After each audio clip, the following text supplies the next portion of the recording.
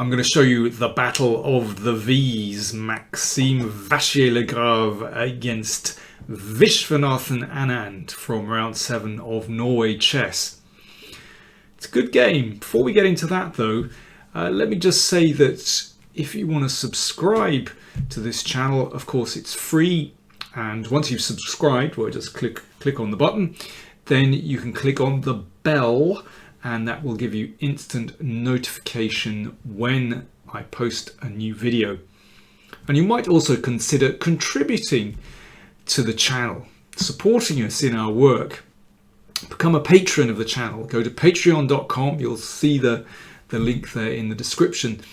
And patrons receive extra videos, a newsletter, the opening survey, and some videos even in advance, according to how much you contribute per month. Right, without further ado, Maxime Vachier-Lagrave from France against Vishy Anand. Maxime with white, and he plays his customary e4, and it's a Spanish.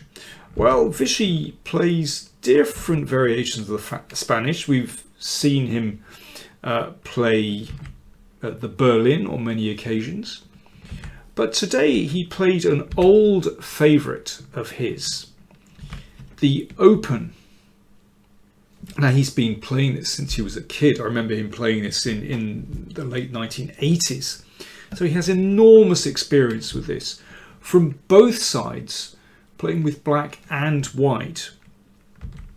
But of course, it's not such a big surprise to Maxime, and both players came well armed to this game. So this is one of the main lines, and you could say this is the starting position of the Open Spanish. Of course, a great favourite of Victor Korchnoi as well, who liked the dynamic imbalance in the pawn structures. So one thing that white is trying to do is use his pawn majority on the king side, if possible, to get this pawn going. And black will often try to use the queen side pawn majority. That's just one of the features in the position. And from this position, in fact, the most popular move here is knight c5. At least in recent years it has been. And then there's this very sharp, very tricky continuation. And now bishop b1 is actually doing quite well for white at the moment. But Anand played castle's kingside, which is in fact, well, of course it's a very normal move. It's a very old move as well.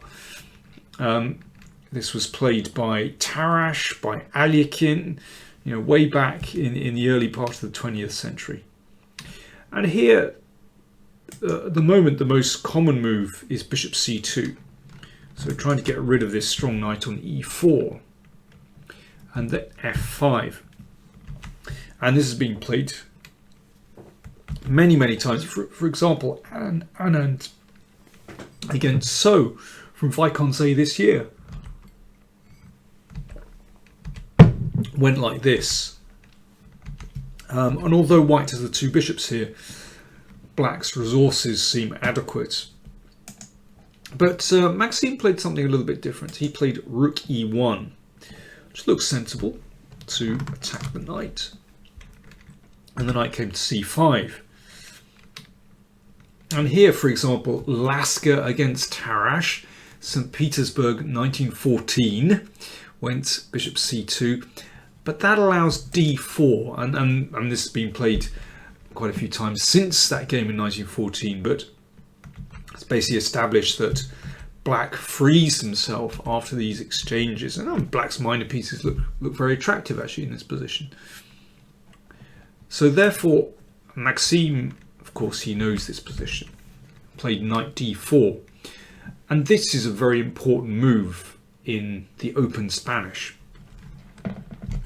because you try to free the f-pawn to establish this pawn duo, but also you want black to trade here because that joins up the pawns. I mean, black doesn't really want to allow this bishop to be traded off. Of course, the knight is on prise as well, so that gets exchanged off. And now this is a very important moment strategically. black does not want to take that bishop on b3. Well, normally you do want to take that light squared bishop, but not in this case, because now you can see that white has excellent control over the c5 square.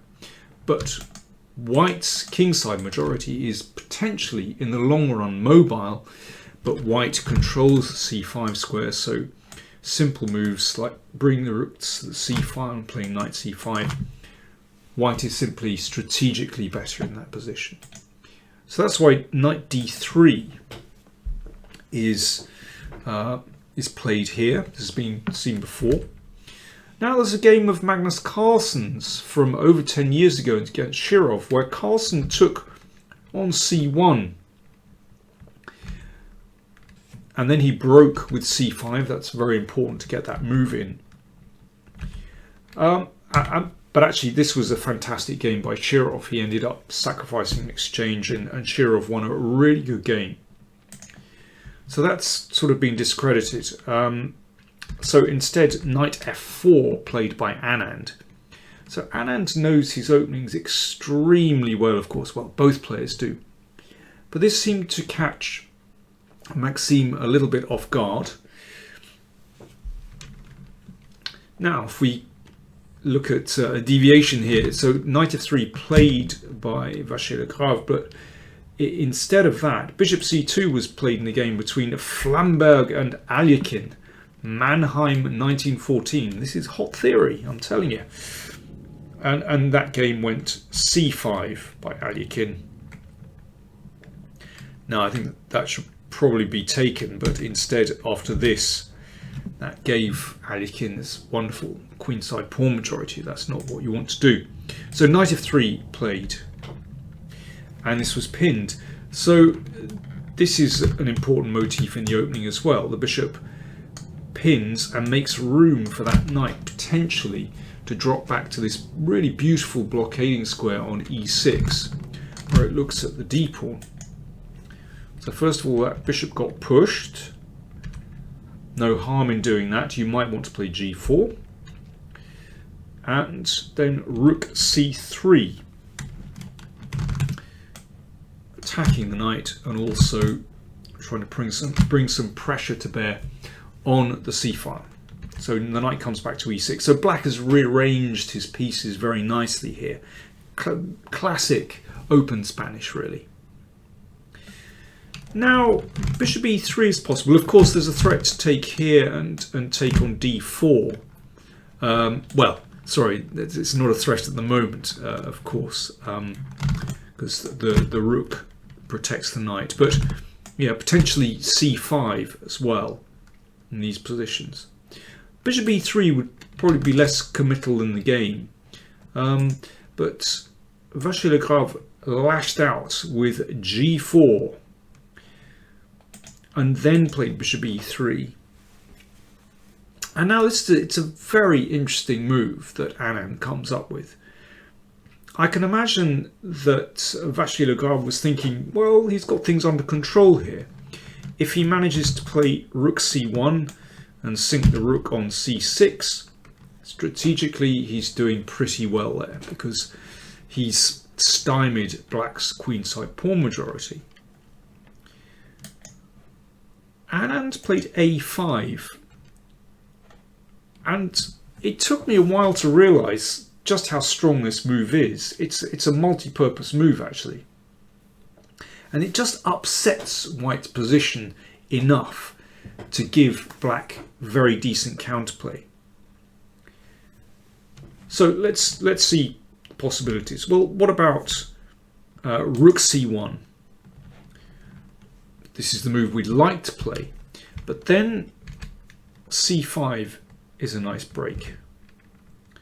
b4 attacks the rook, and you can see because of the bishop, then that rook hasn't got a safe square to go to. Now white can sacrifice the exchange, and this is simply very unclear. It's possible to play like this, but after this move, yeah, the position explodes. It's really unclear. Not exactly what you want if you're playing for the advantage.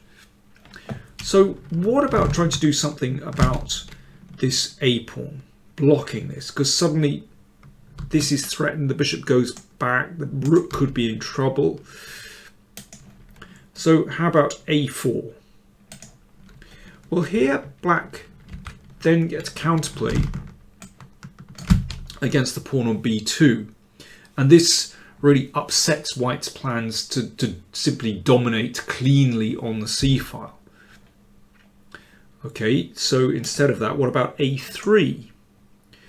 Well, in that case, h5, suddenly the play switches to the other side of the board, exploiting the fact that this pawn has advanced away from the king.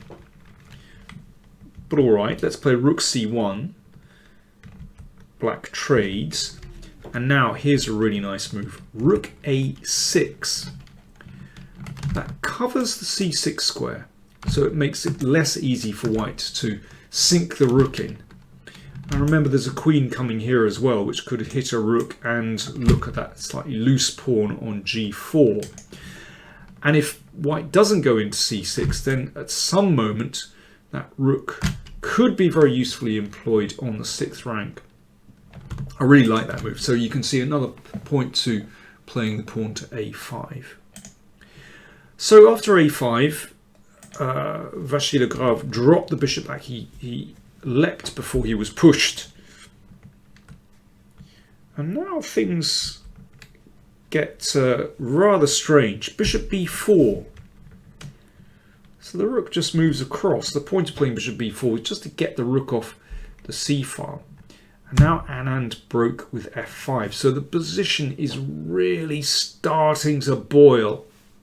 The king side's to opening. And this is an unpleasant move to have to deal with. If that's exchanged, then, well, that opens up white's king and obviously gives black beautiful control on the f file, but can't be right to expose the king.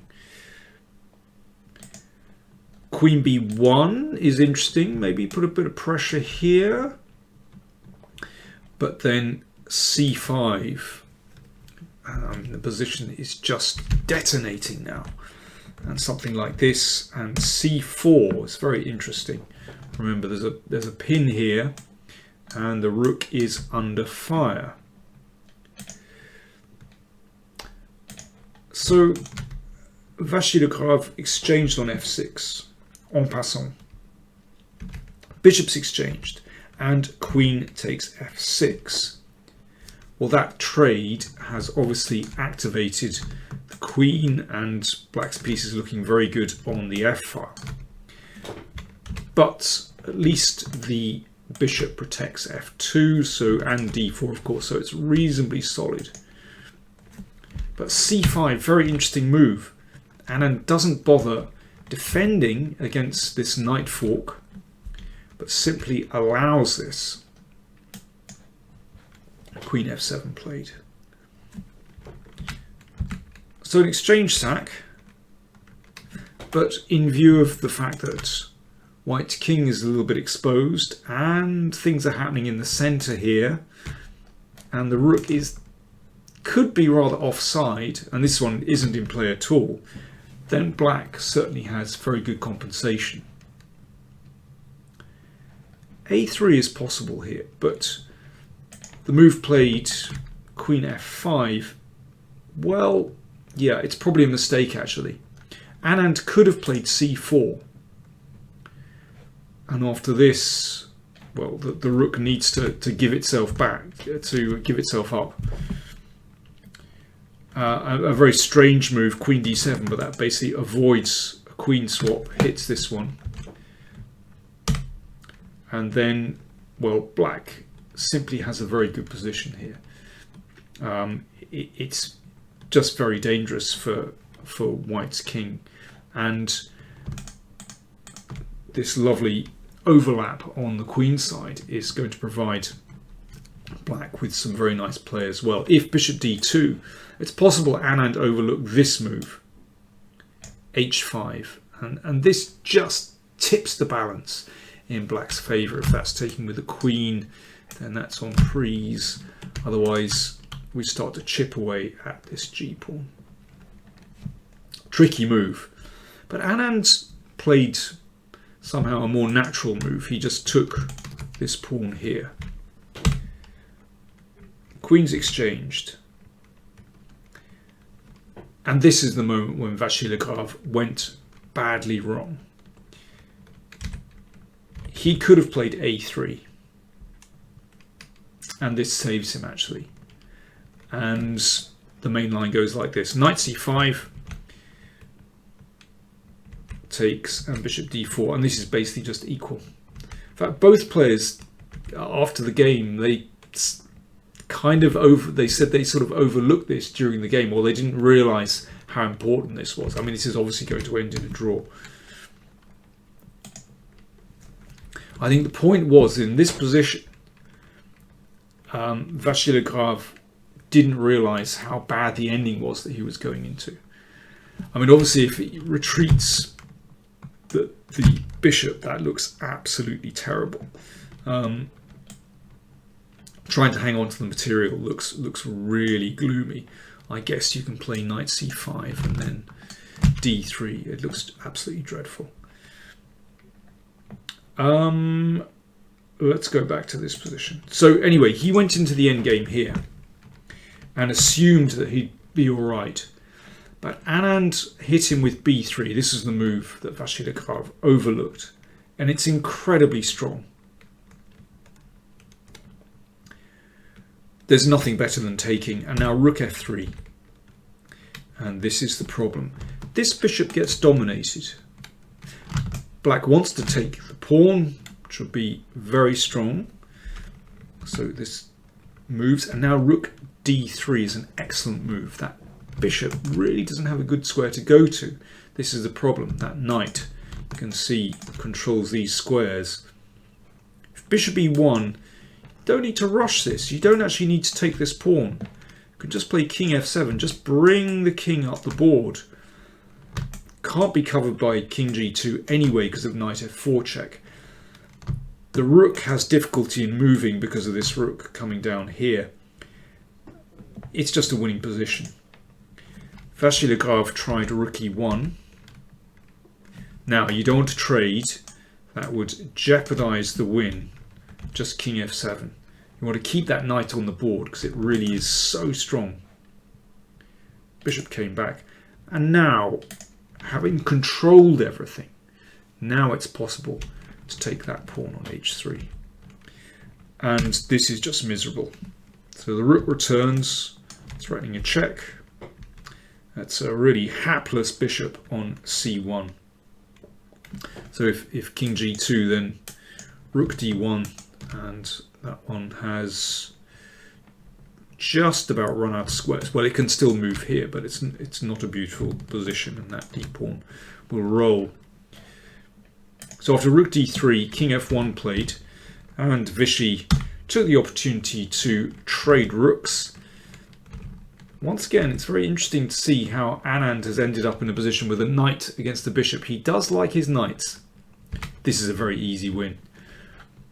Apart from this extra pawn, then black wants to create an overlap, a passed pawn on this side of the board.